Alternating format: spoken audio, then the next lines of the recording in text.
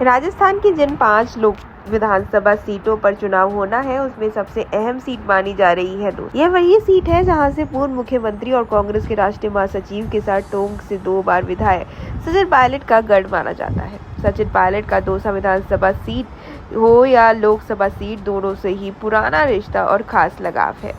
इस पायलट का गढ़ भी इसलिए कहा जाता है क्योंकि वहां से उनके पिताजी राजेश पायलट और मां रमा पायलट सांसद रह चुकी है। विधानसभा चुनावों में जहां बुराई लाल मीणा को सचिन पायलट ने टिकट दिलवाकर चुनाव लड़वाया, तो वहीं लोकसभा चुनाव में पायलट ने बुराई लाल के टिकट पर अपना वीटो लगाकर टिकट दिलवाकर जीत में पूरी ताकत झोंकी, जिससे बुराई लाल मीणा ने बीजेपी के प्रत्याशी कन्हैया लाल मीणा को करारी बात दे दी। अब बुराई लाल मीणा के सांसद निर्वाचित होने के बाद दौसा विधानसभा सीट पर विधायक का पद खाली हो गया है, जिसके चलते यहां पर विधानसभा उपचुनाव हो रहे हैं।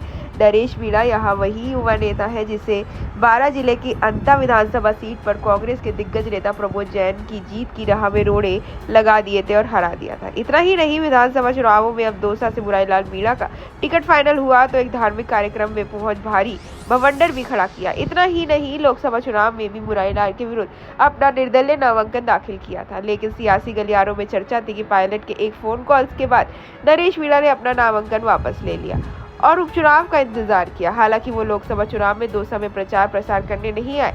नरेश मीणा ने कोटा में प्रहलाद गुर्जर में चुनावी प्रचार की कमान संभाली थी, लेकिन वहां प्रहलाद गुर्जर को जीत नहीं दिला सके। अब माना जा रहा है कि नरेश मीणा इन विधानसभा उपचुनाव में कांग्रेस के दावेदार हो सकते हैं, लेकिन एक दूसरा खेमा नहीं चाहता कि नरेश मीणा को जमीन हासिल हो। अब चर्चा है कि अगर नरेश मीणा नहीं तो फिर कौन? कहा जा रहा है कि उनकी बेटी को मौका दिया जा सकता है, पर नरेश मीणा यहाँ से टिकट लेके ही मानेंगे। सच दिखाते हैं और सच को देखने के लिए हमारे चैनल को लाइक करें, सब्सक्राइब करें और बेल आइकन दबाना बिल्कुल ना भूलें।